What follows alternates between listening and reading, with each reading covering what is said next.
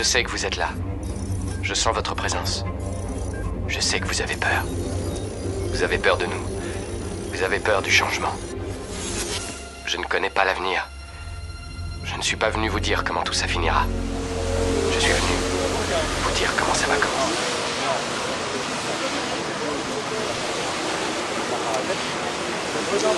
Aujourd'hui, nous nous mobilisons à l'appel du SNIBO, le syndicat national des infirmiers de bloc opératoire, pour porter des revendications liées à la dernière annonce de Madame Buzyn.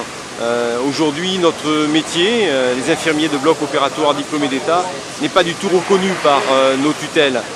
Notre formation de base, infirmière, 3 ans, ensuite poursuivie par 18 mois de formation de spécialité, n'est pas du tout reconnue. Nous avons, depuis janvier 2015, des compétences qui sont liées à des actes exclusifs qui sont réservés au domaine des infirmiers de bloc opératoire. Aujourd'hui, c'est 2 aspects, la réalisation de sutures, la réalisation d'attelles de contention plâtrées qui nous sont retirés au profit de collègues des urgences que nous respectons par ailleurs et pour lesquels nous allons, Madame la Ministre va accorder une prime de 80 €. Voilà, aujourd'hui, ce mépris, cette non-reconnaissance de notre métier passe par le fait que depuis la reconnaissance de ces actes exclusifs, aucune reconduction, aucun travail n'a été fait sur nos grilles indiciaires. Aujourd'hui, nous demandons la réingénierie de notre formation qui est en plan et en arrêt depuis une dizaine d'années. Rien n'avance.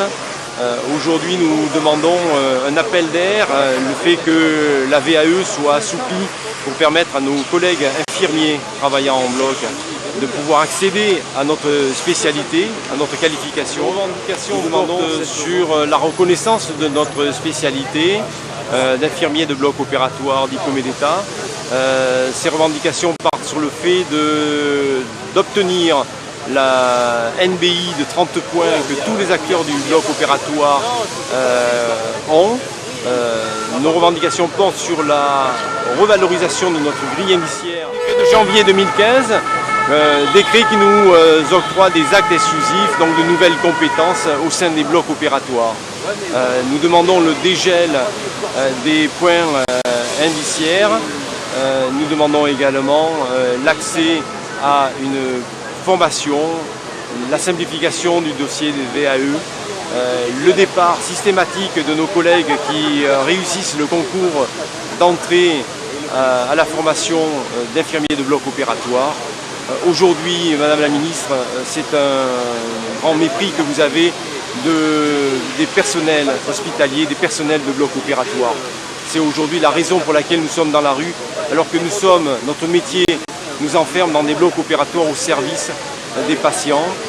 Aujourd'hui, c'est la sécurité des blocs opératoires, c'est la qualité des soins qui est en jeu, Madame la Ministre. Nous souhaitons le retrait du projet de transformation de la fonction publique. Nous dénonçons également, nous souhaitons la pérennité de la Caisse nationale de retraite des collectivités locales.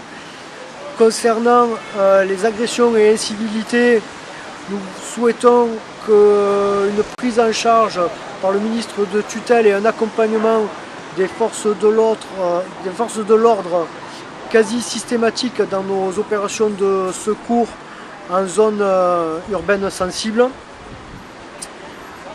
Pour la santé et la sécurité des sapeurs-pompiers professionnels en France, exposés aux fumées qui sont réellement toxiques, n'en déplaise à M. Castaner, il est temps de prendre en charge la problématique, d'envisager des mesures préventives et de suivi et de reconnaître certaines pathologies comme étant de réelles maladies professionnelles.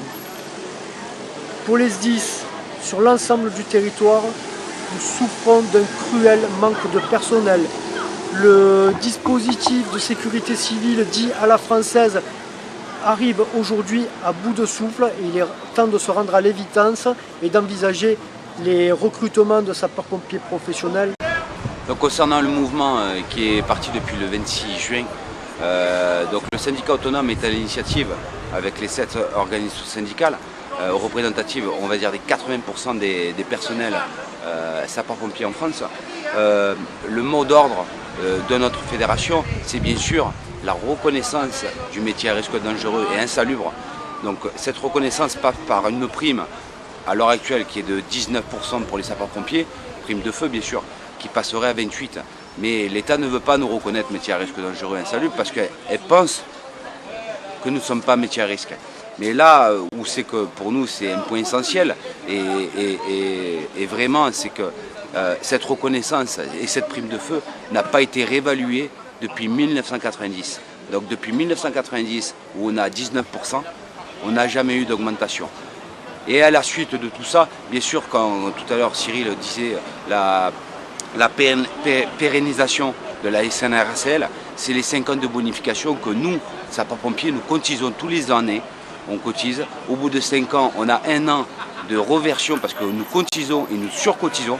Donc nous avons demandé de la pérennisation et surtout le déplafonnement de ne pas plafonner qu'à 5 ans et de plafonner peut-être à 6 ou à 7 ans de cotisation en moins.